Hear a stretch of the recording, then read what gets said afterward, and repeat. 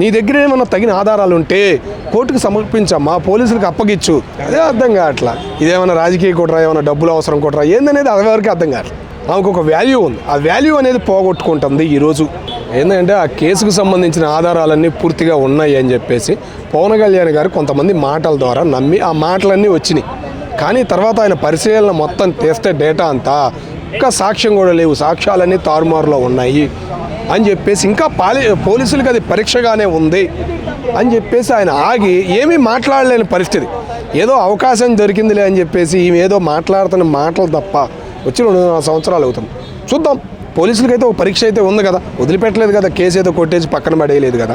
కాబట్టి ఈమె మాట్లాడే విధానం ఎట్లా ఉందంటే ఎమ్మటికి అయిపోవాలి, దొంగలు నాకు తెలుసు, మీరు శిక్షించట్లేదు అన్నట్టు సొసైటీకి చూపిస్తుంది. కానీ నీ దగ్గర ఏమైనా తగిన ఆధారాలు ఉంటే కోర్టుకు సమర్పించమ్మా, పోలీసులకు అప్పగించు, భయం ఏం అవసరం లేదు. పూర్తిగా ఏమీ లేకుండా ఇట్లా నిందలు వేయడం అనేది నీకు సరైన సమయం కాదనేది చెప్పేసి నా బాధ.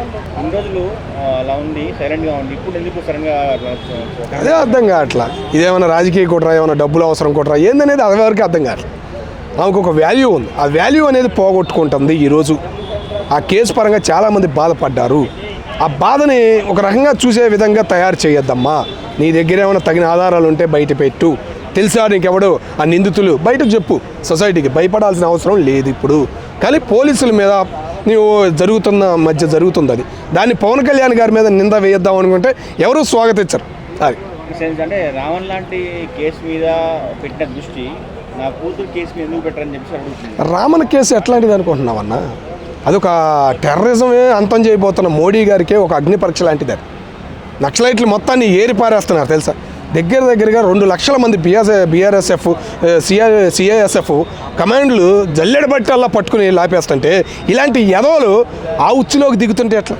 దేశం ఎడిపోవాలి. మళ్ళీ దేవుణ్ణి ఉపయోగించుకుని, దేవుడు పదాలు ఉపయోగించుకుని, హిందూ గౌరవంగా పూజించే దేవుణ్ణి ఉపయోగించుకుని ఇలా చేసే ఎదవలకి మీకు పోలికలు పోల్చుకోవడం మీకే నచ్చదమ్మా. మీరే ఆలోచించాలి అనేది నేను కోరుకుంటున్నాను. ఫైనల్గా సుగాలికి కేసుని వాడుకున్న రాజకీయ పరంగా వాడుకున్న పవన్ కళ్యాణ్ అని చెప్పేసి మాట్లాడినారు. సుగాలికి తల్లి గారికి ఏం చెప్తారు ఫైనల్గా? నువ్వు రాజకీయ పరంగా వాడుకున్నావు అనుకున్నా, ఏదనుకున్నా ఇంకా 3 సంవత్సరాల టైం ఉందమ్మా. ఈ 3 సంవత్సరాలు వేచి చూడు. నీకు ఓపిక, నువ్వు సహనం, నువ్వు ఏదైనా మాట్లాడితే నీకే రివర్స్ అయింది తప్ప 3 సంవత్సరాలు వేచి ఉంచు. వాళ్ళ గవర్నమెంట్ ఉంది, ఏం చేస్తారనేది చూద్దాం. ఒక పరీక్షలాగే ఉంది. ఇంకా అది పోలీసుల్ని వదిలిపెట్టరు పవన్ కళ్యాణ్ గారు అయినా కానీ గట్టిగా ఉంటుంది అనేది మేము అనుకుంటున్నాం.